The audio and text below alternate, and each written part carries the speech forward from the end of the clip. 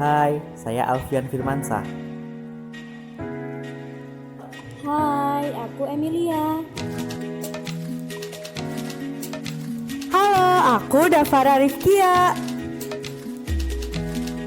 Hai, aku Danada Prima. Hai, aku Galda Alvina. Kami dari kelompok 7 akan menjelaskan tentang bahasa pada karya tulis ilmiah. Menurut Kraft, kemampuan menulis tidak akan terbentuk hanya dengan kemampuan berbahasa saja, tetapi perlu didukung pula oleh kemampuan bernalar dan pengetahuan tentang dasar-dasar retorika. Menurut Suherli, dapat disimpulkan bahwa kemampuan mahasiswa dalam menggunakan bahasa Indonesia ragam keilmuan secara tertulis masih sangat lemah. Sedangkan menurut Jiwandono, melalui penelitian tentang tes kemampuan berbahasa, menyatakan bahwa kemampuan berbahasa Indonesia kaum cendekia masih rendah. Kaidah penulisan antara lain terdiri atas kaidah kebahasaan dan ejaan. Kaidah kebahasaan yang perlu diperhatikan antara lain kaidah pemilihan dan penggunaan diksi, penyusunan kalimat, dan penyusunan alinea. Adapun kaidah ejaan yang perlu diperhatikan antara lain penulisan huruf, penulisan kata, penulisan angka dan lambang bilangan, penulisan singkatan dan akronim, penulisan unsur serapan, dan penggunaan tanda baca. Penyintesisan dapat diartikan sebagai tindakan memadukan berbagai informasi, pendapat, atau batasan yang disesuaikan dengan topik bahasan yang akan disusunnya.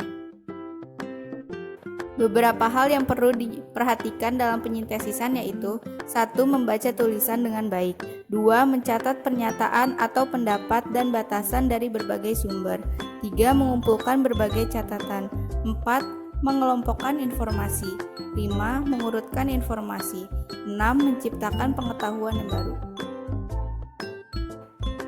Departemen Pendidikan Nasional mendefinisikan kutipan sebagai pengambil alihan satu kalimat atau lebih dari karya tulis lain untuk tujuan ilustrasi atau memperkokoh argumen di tulisan sendiri. Cara-cara pengutipan adalah sebagai berikut. 1. Menggunakan catatan kaki 2. Menggunakan catatan akhir 3. Menggunakan tanda kurung. Daftar pustaka yang dicantumkan ke dalam karya tulis ilmiah perlu ditulis sesuai dengan kaidah. Penulisan daftar pustaka bergantung pada sumber bahan yang dijadikan rujukan. Urutan penulisan daftar pustaka terdiri atas nama pengarang, tahun terbit, judul dan subjudul, kota tempat penerbitan, dan nama penerbit serta ditulis berdasarkan abjad.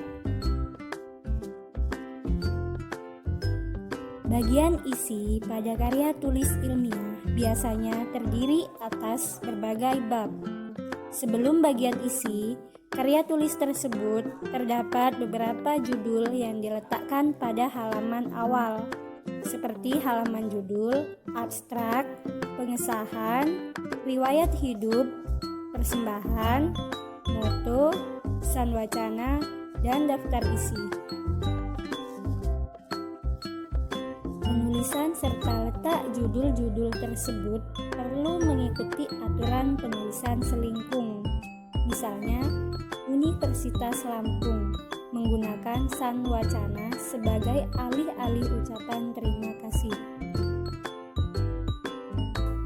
Tabel ditulis dengan identitas yang terdiri dari nomor dan nama atau judul tabel yang ditempatkan di atas tabel. Judul tabel ditulis dengan huruf kapital kecil yang dicetak tebal. Tabel berikutnya mengikuti urutan tabel yang pertama. Letak nama atau judul tabel bisa dari pinggir sebelah kiri atau di tengah-tengah. Jika judul tabel lebih dari 2 baris, jarak antar baris 1 spasi. Model tabel yang dipergunakan di dalam karya tulis ilmiah sebaiknya konsisten.